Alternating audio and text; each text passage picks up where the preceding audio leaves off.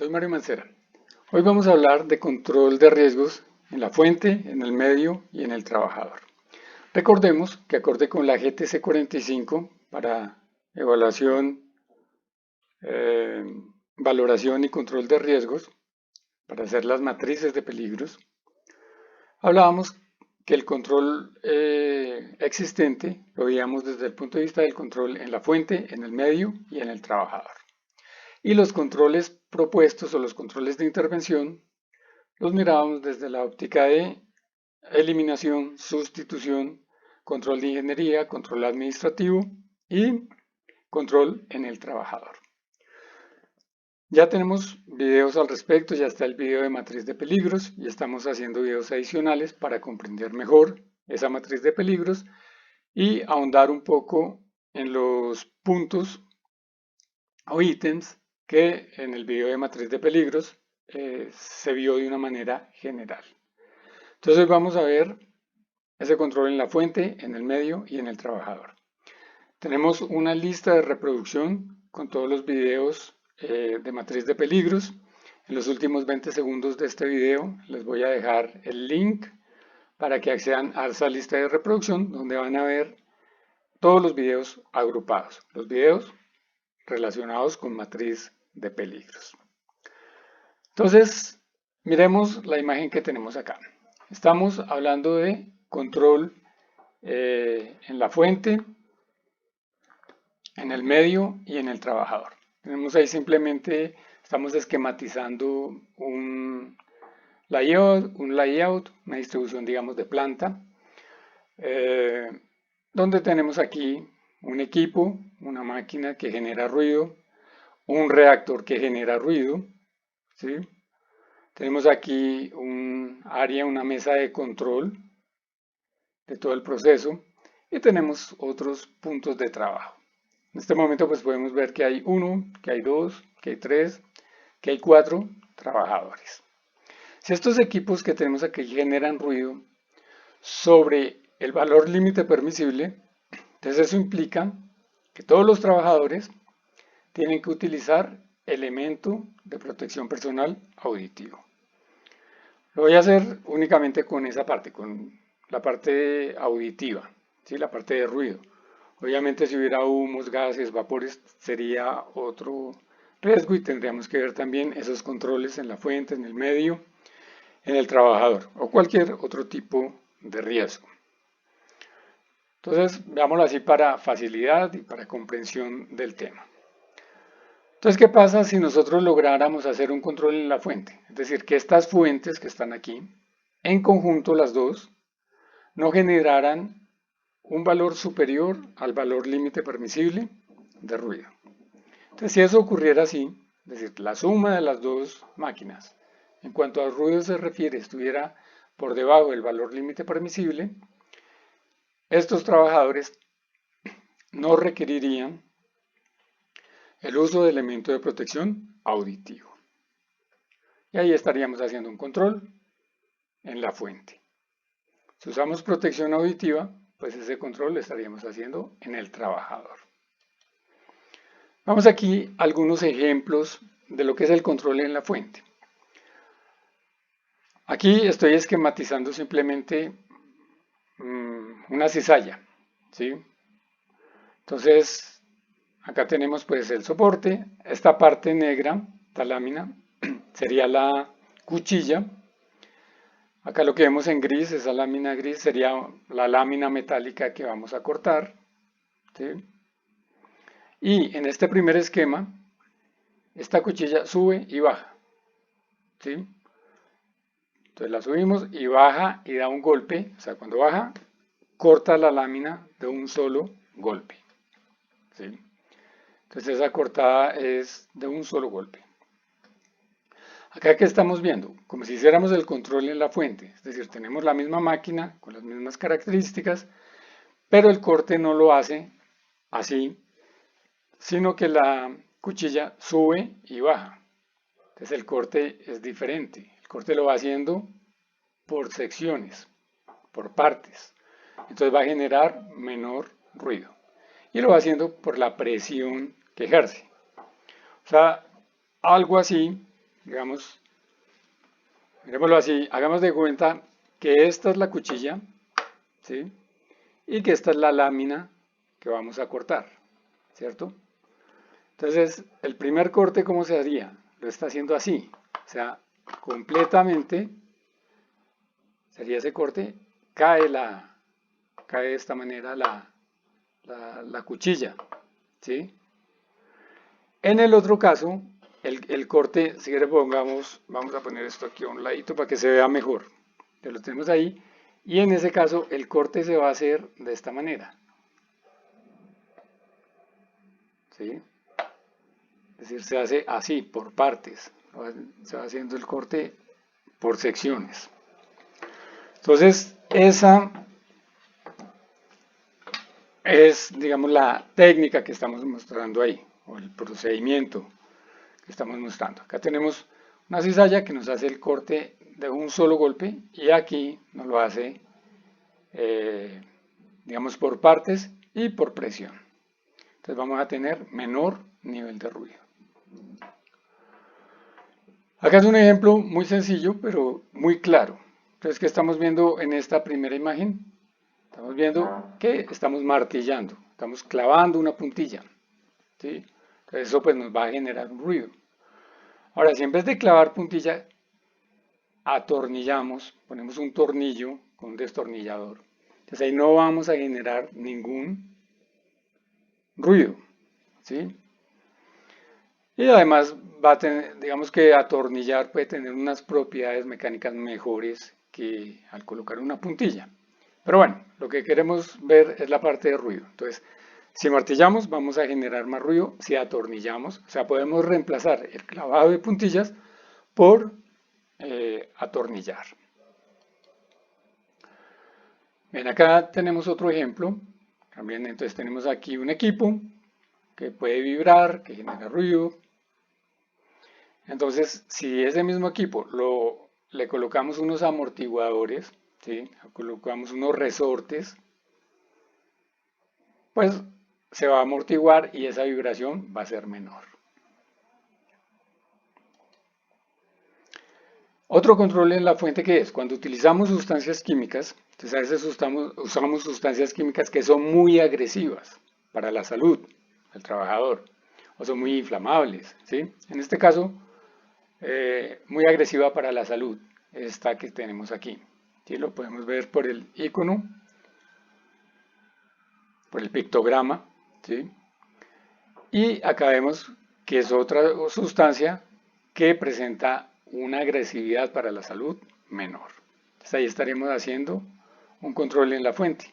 Estamos cambiando una sustancia de alta peligrosidad por una sustancia de una peligrosidad baja. Tenemos aquí otro ejemplo de control en la fuente. Entonces tenemos aquí una manipulación que se hace de sustancias químicas. Entonces vamos a tener aquí unos vapores que se generan de esas reacciones químicas o de esas sustancias químicas que se están utilizando. Y haríamos un control en la fuente instalando un sistema de extracción localizado. Entonces fíjense que acá tenemos un sistema de extracción localizado. Este sistema nos está extrayendo los vapores que hay aquí por esta campana y también, fíjense que lo hemos diseñado, también arrastra esos vapores hacia esta parte. ¿Sí? Entonces al trabajador no le van a llegar eh, esos vapores. Entonces por eso tenemos un control en la fuente. Cuando tenemos partes de movimiento, aquí quiero representar es eso, o sea, tienen piñones, tienen un sistema correa poleas, tienen un sistema cadena piñones, en fin. Entonces el mantenimiento es muy importante, ¿sí? Lubricar las partes, ¿sí? Reemplazar las partes que estén dañadas, que estén gastadas. Entonces la parte de mantenimiento es muy importante en el control en la fuente, ¿sí? Tenemos unos piñones, cuando se rompe un piñón o algo, entonces en ese punto va a haber una fricción adicional que va a generar ruido, ¿sí? Entonces, hacer ese mantenimiento es muy importante. Las piezas lubricadas, las piezas en buen estado, bien acopladas, en fin. Ahora miremos lo que es el control en el medio. Entonces ya nos quedó claro, el control en la fuente es en el equipo, en la máquina, en la herramienta. ¿Sí? La fuente que está generando ese ruido, la fuente que está generando ese vapor, ese humo. ¿Sí? Entonces, la fuente que nos está generando en un momento dado eh, un riesgo biomecánico, en fin, cualquiera de los riesgos que ya hemos visto en la parte de matriz de peligros. Entonces tenemos el mismo planteamiento, o sea, vamos a usar el mismo esquema para que nos quede fácil. Entonces, el control en el medio es un aislamiento. Entonces vamos a colocar aquí un aislamiento. ¿Sí?